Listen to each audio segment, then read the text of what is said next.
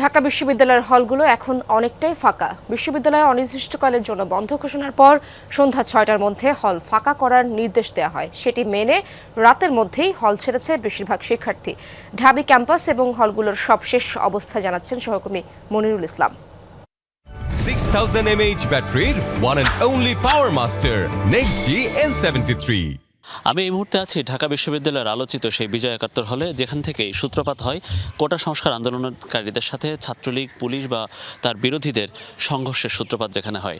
এই বিজয় একাত্তর হল সহ এই আশপাশে প্রায় 4 থেকে 5টি আবাসিক হল রয়েছে। কালকে রাতেই বুধবার রাতের মধ্যে যেগুলো আসলে খালি করে দেওয়া হয় পুলিশের সহযোগিতায় ঢাকা বিশ্ববিদ্যালয়ের কর্তৃপক্ষ।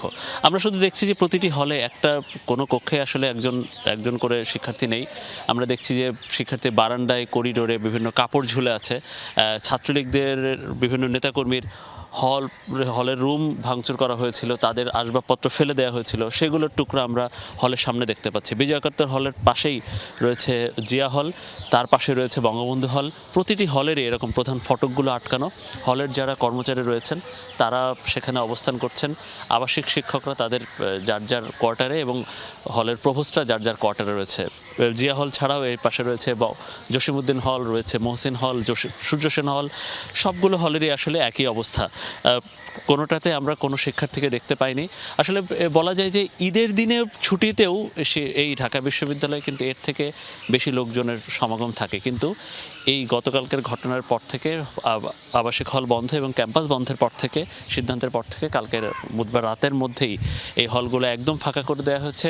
জনাজীর্ণ কোনো মানুষজন বা বলতে গেলে কাকপক্ষীও নেই।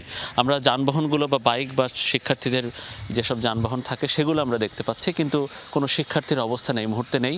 ঢাকা বিশ্ববিদ্যালয় কর্তৃপক্ষ বুধবার রাতে একটা প্রেস বিজ্ঞপ্তি দিয়ে জানিয়েছিল যে প্রত্যেকটা আবাসিক হল খালি করে দেওয়া হয়েছে পুলিশের সহযোগিতায়। যদিও এই যে কোটা সংস্কারের যারা আন্দোলন করছেন তারা শুরু থেকে বলছিলেন যে ঢাকা বিশ্ববিদ্যালয় বা অন্যান্য বিশ্ববিদ্যালয়ে তারা অবস্থান করবেন, তারা হল ছেড়ে যাবেন না, কিন্তু তাদের সেটা আসলে করতে দেওয়া হয়নি প্রশাসন এবং ঢাকা বিশ্ববিদ্যালয় কর্তৃপক্ষ সেটার সহযোগিতায়।